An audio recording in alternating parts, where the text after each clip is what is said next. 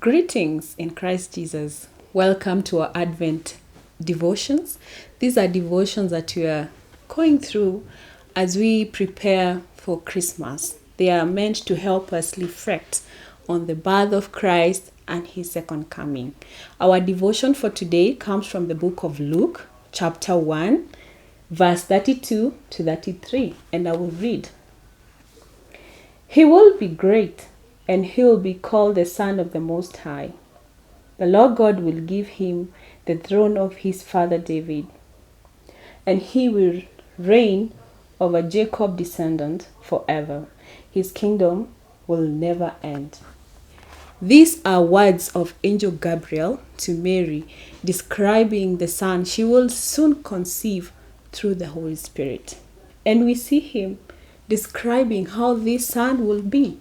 And he says, he will be great. This is to mean that he will be superior.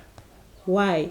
Because this Son that Mary is going to bring forth will be the great Savior, the one who will come to die for the world and to save us and from our sin.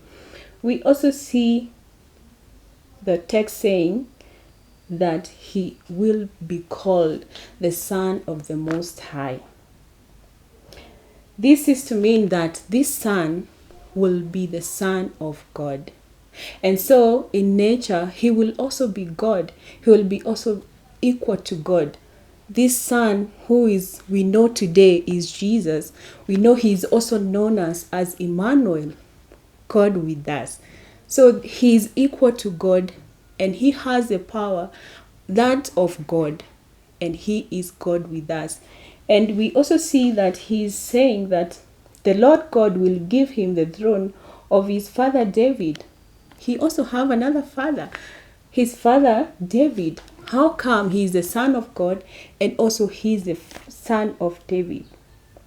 While we read the Old Testament, we see this promise God gave to Abraham.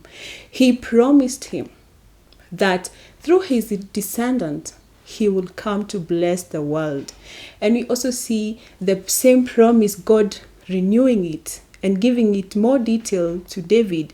He tells David in 2 Samuel chapter 7 that a person in your lineage is going to be born, and he will come to establish an everlasting kingdom. And so Jesus, whose Mary is going to give birth to, he will have a kingdom that is everlasting, and he is the son of David. So he is both divine and human. And because he's human, he's able to relate with us. He has gone through the same challenges that we have gone through, and he faced them to his death. And so we should be bold to approach this God who can relate with us as human. And we see that he came to establish an everlasting kingdom, a kingdom that has no end. It's not a political kingdom. His kingdom is a heavenly kingdom that has no end. And so what do we do with that information? It's for us to know that we have a king who came to establish a kingdom, an everlasting kingdom, and he has the power to save us from our sin. Are we going to receive this king? And also we need to be aware that he's also coming again. He came first to save us, but he's also coming to judge. So the question is, are we going to embrace this gift that he came to offer us, this salvation? He's the only person who is worthy of praise, honor, and glory, and he has saved us. And our hope as we look forward to Christmas is that we shall receive this Christ as our Savior for those who have not. And for those who have received him, we have hope that we will be part of his great kingdom that is everlasting. May God bless us.